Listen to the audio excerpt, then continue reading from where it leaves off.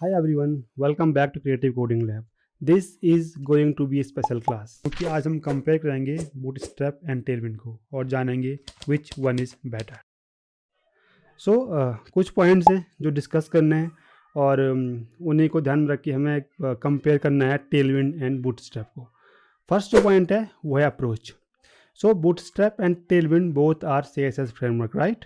और दोनों के डिफरेंट डिफरेंट अप्रोचेज हैं. बूटस्ट्रैप की अगर बात करें तो बूटस्ट्रैप बेसिकली एक कॉम्प्रिहेंसिव फ्रेमवर्क है जो प्री डिजाइन कंपोनेंट के साथ आता है, जैसे buttons, forms, navigation, bars etcetera.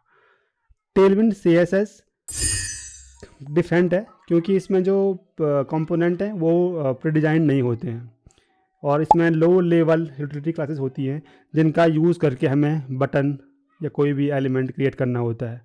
एक एग्जांपल मैं आपको दिखा देता हूँ. अगर आप बात करेंगे बूटस्ट्रैप की, तो बूटस्ट्रैप में हमें बटन को बनाने के लिए सिंपली एक बटन क्लास का यूज़ करना होता है, लाइक दिस वन. और बटन क्लास के यूज़ से ही आपको बटन मिल जाता है. ये कंपोनेंट्स हमें ऑलरेडी प्री डिजाइंड मिल जाते हैं और एक सिंपल क्लास से एक पूरा बटन मिल जाता है. टेलविंड के केस में ऐसा नहीं है. टेलविंड में हमें जो लो लेवल जो क्लासेस हैं उनका यूज़ करके बटन बनाना पड़ता है. एग्जाम्पल आप देख लीजिए, ये बटन है और इस बटन को क्रिएट करने के लिए ये सारे क्लासेस यूज हो रखी हैं. ठीक है. सो ये डिफरेंट डिफरेंट क्लासेस हैं, हर एक प्रॉपर्टी के लिए एक क्लास बनाई हुई है. ये होता है टेलविंड में और बूटस्ट्रैप में जो अप्रोच है वो इस तरीके से काम करता है.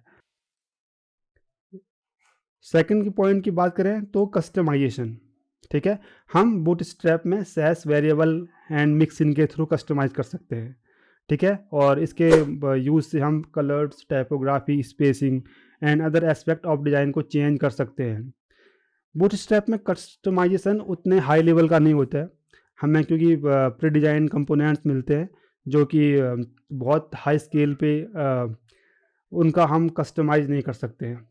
टेलविंड में हम हर एक चीज़ को कस्टमाइज़ कर सकते हैं. अगर आपके पास कोई डिज़ाइन है और उस डिज़ाइन को एग्जैक्ट आपको टेलविंड CSS के यूज़ से बनाना है तो आप बना सकते हो, क्योंकि इसमें configuration.js फाइल होती है और configuration.js फाइल में हम जो चाहे वो कस्टमाइज़ कर सकते हैं.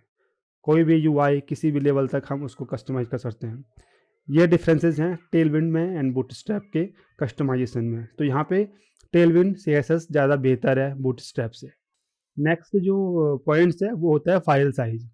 ओके, बूटस्ट्रैप को जब भी हम बिल्ड बनाते हैं, क्योंकि इसमें हम पूरा कंपोनेंट का यूज़ कर लेते हैं. अगर हमें बटन बनाना है या कोई नेविगेशन बार बनाना है तो उसका पूरा कंपोनेंट सेट है, उसका यूज़ हम करते हैं. लेकिन टेलविंड के केस में ऐसा नहीं है. जब भी हम बिल्ड के लिए फ़ाइल बनाते हैं तो उस केस में होता क्या है, हमें सिर्फ वही क्लासेस मिलती हैं CSS में जो हम यूज़ कर रहे होते हैं. इससे क्या होता है, जो फाइल साइज़ होता है वो छोटा हो जाता है. बूटस्ट्रैप के केस में ऐसा नहीं है. बूटस्ट्रैप की जो फाइल होती है एज़ कम्पेयर टू टेलविंड थोड़ा लार्ज होती है. ठीक है, इस केस में टेलविंड बेटर है. नेक्स्ट पॉइंट की बात करें तो learning curve. Okay, learning curve एक बहुत इंपॉर्टेंट सेक्शन है, पॉइंट है इसमें कंपेयर करने के मामले में. क्योंकि देखिए, लर्निंग कर्व अगर आप फ्रेशर हो और आपको CSS नहीं आती है, ठीक है, तो उस केस में आप बूटस्ट्रैप पढ़ोगे या टेलविंड पढ़ोगे. देखिए, बूटस्ट्रैप सीखने में बहुत आसान है as compare to tailwind. Tailwind में आप कंफ्यूज हो जाओगे कि कौन सी क्लास कहाँ पे यूज होनी है. तो इस केस में बूटस्ट्रैप बेटर है.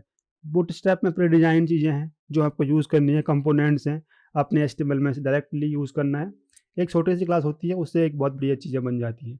लेकिन टेलविंड के केस में ऐसा नहीं है. टेलविंड थोड़ा डिफ़िकल्ट होती है.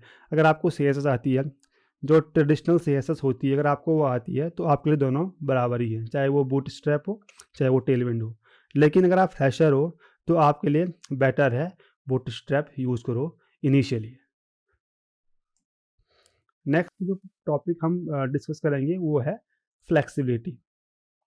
ओके, फ्लेक्सिबिलिटी का मतलब क्या है कि अगर सपोज करो कि आपके पास एक बहुत यूज डिज़ाइन है, कॉम्प्लेक्स डिज़ाइन है, ठीक है, उस डिज़ाइन को आप किस CSS फ्रेमवर्क से बेहतर बना पाओगे.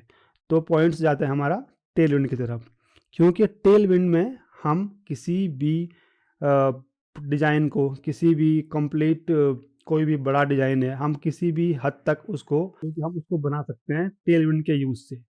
लेकिन बूटस्ट्रैप में ऐसा नहीं है। बूटस्ट्रैप में हमारे पास लिमिटेशन है। हम क्योंकि हमारे पास कंपोनेंट्स बने बनाए हैं। अगर आपको कंपोनेंट यूज़ करके अपनी सीएसएस लिखनी है वो बात अलग है। लेकिन आपको सिर्फ़ बूटस्ट्रैप की सीएसएस से बनाना है तो हमारे पास लिमिटेशन है जो कि हम नहीं बना सकते हैं।